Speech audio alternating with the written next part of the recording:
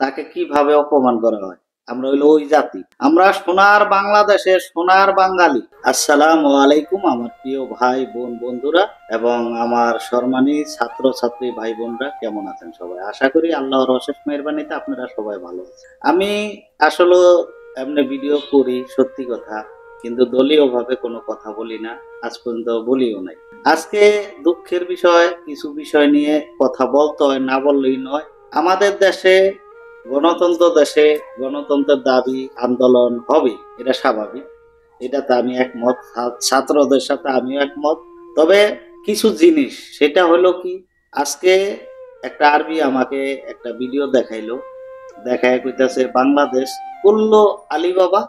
এটার অর্থ হইলো যে বাংলাদেশের সবাই কি চোর, কারণ ওই যে শেখ হাসিনার বাসভবনের সবকিছু চুরি করে নিতাছে, লুটপাট করে নিতাছে, এই দৃশ্যরা আমারে দেখাইল।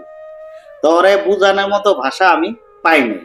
তো যাই হোক, আমি 71-এর স্বাধীনতা দেখি নাই, শুনছি শেখ মুজিবুর রহমান একটা কথা বলছিল যে সবাই পাইছে স্বর্ণের খনি, আমি পাইছি চোরের খনি। তো আজকে এই জিনিসটা দেখলাম আর সেই কথাটা মনে পড়লো, যে কথাটা কিন্তু বাস্তব।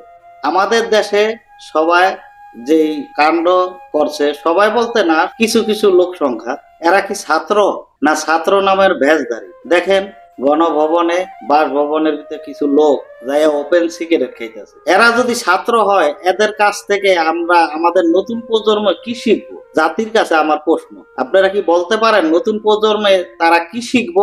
একটা সম্মানী জায়গা, এই জায়গায় এই সরকার যাক, আরেক সরকার আসুক, এখানে যারাই থাকে সম্মানী ব্যক্তি, শিক্ষা দীক্ষা সব দিক দিয়ে, ওই জায়গার ভিতরে পার উপরে পাও থিয়া সিগারেট টানা, এটা কি আসলে কি লজ্জাজনক ব্যাপার না? বিশ্ব দরবারে এই ভিডিওগুলো দেখতেছে, মানুষের নিন্দা করতেছে, আসলে কি বলবো, ভাষা খুঁজা পাই না।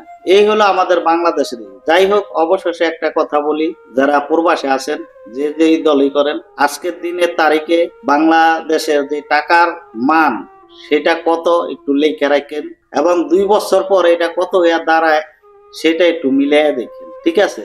এটুকুই আমি বললাম। আর একটা বিষয়, যে বাংলাদেশে ভালো মন্দ সবই হয়েছে বা জুলুম হয়েছে, এটা আমি নিন্দা জানাই। তবে বাংলাদেশের যে উন্নয়নগুলো হয়েছে আজ থেকে 100 বছরে, সেইটা সম্ভব হবে না। 100 বছরে এই সম্ভব না। আপনার উন্নয়নগুলো একটু দেখেন।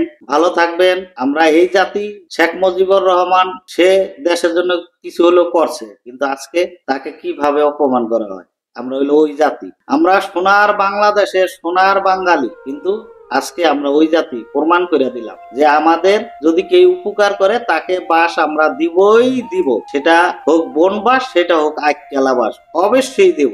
যাক, সবাই ভালো থাকবেন। ভিডিওটি যদি আমার ভাষায় বা কোনো খারাপ লাগে, আমাকে ক্ষমা দৃষ্টিতে দেখবেন, আপনাদের কমেন্ট গুলো জানাবেন। এইটাই। সবাই ভালো থাকবেন, সুস্থ থাকবেন, নিরাপদে থাকবেন। আমিও চাই দেশ ভালো থাক, সুস্থ থাক, নিরাপদে থাক। আল্লাহ হাফেজ।